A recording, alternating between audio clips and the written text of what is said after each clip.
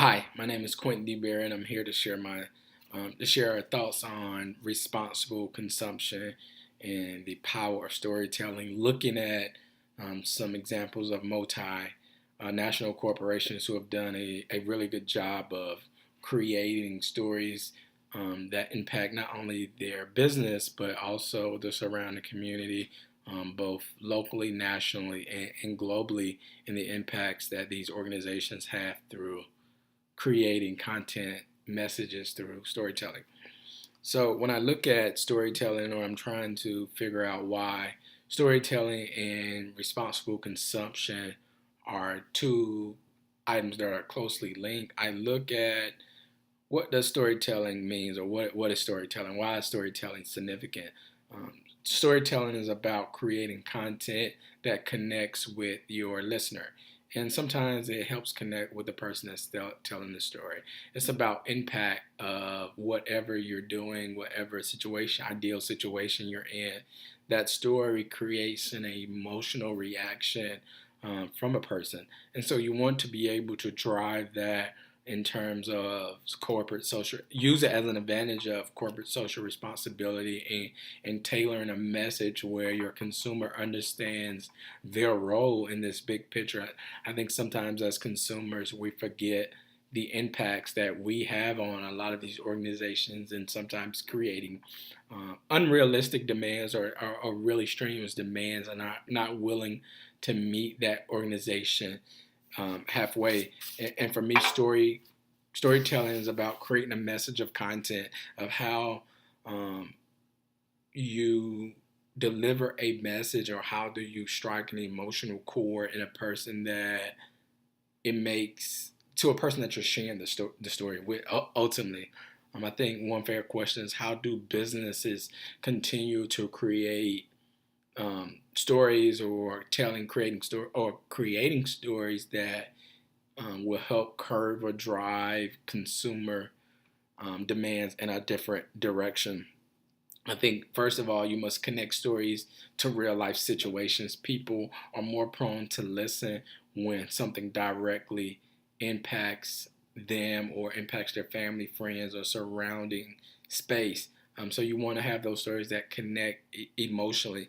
I think, or I share that one role of businesses is to create revenue, and drive continuous sustainability. But also on the flip side, as a consumer, my job or our role is, how do we help these organizations um, keep up with our own demands of what we want and what we need at a drop of a dime. I call it the Big Mac culture, where we want things really quickly with a nice little flavor sauce on the top. But as a consumer, we always can't go in that direction. We have to meet the organization or that business halfway to understand what they're capable of doing to meet my demands.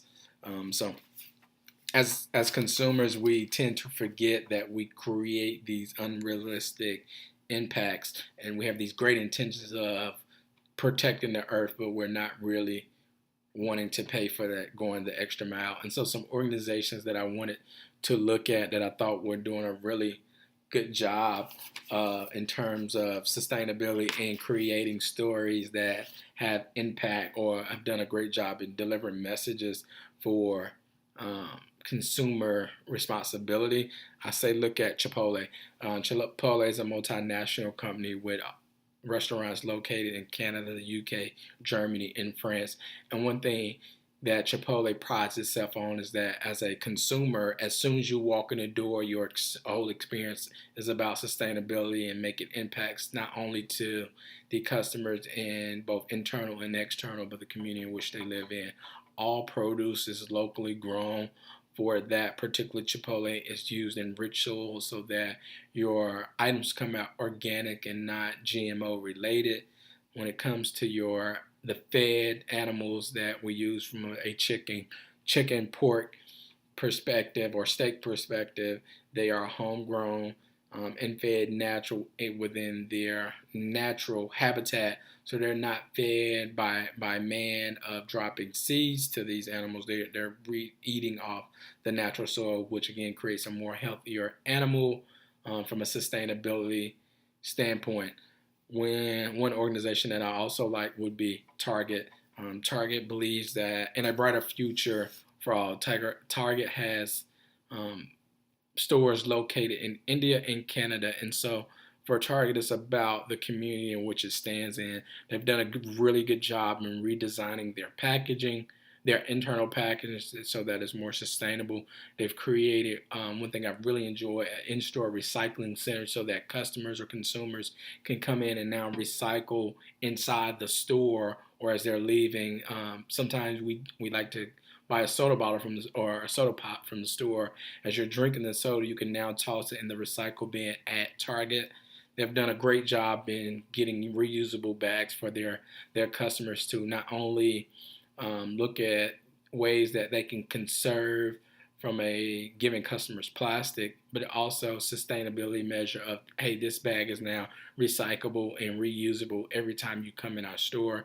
And I think one of the biggest would be Nike. In the early 1990s or mid 90s, Nike basically said they didn't care that their shoes were being created in sweatshops in third world countries, and the world kind of looked back at Nike because Nike is such a key player, and saw that their consumer demands or their consumer responsibility actually worked in terms of corporate social responsibilities. Nike has become the poster child of what it truly means to for a culture, for a consumer responsibility, and what a business should be doing in terms of sustainability, both from creating revenue for that company in terms of what they should be doing holistically of the world around us.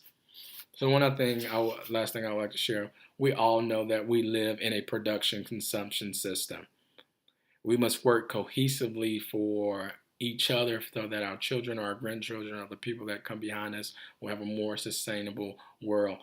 It's just as much responsibility on that business to create a sustainable product as it is as a consumer to curb some of my appetites or my consumer appetite for things quickly, more faster and efficient. Is it really worth it to the earth, or is it really worth it to the things around me? Is it really worth for to my local community if Apple doesn't make the iPhone 9?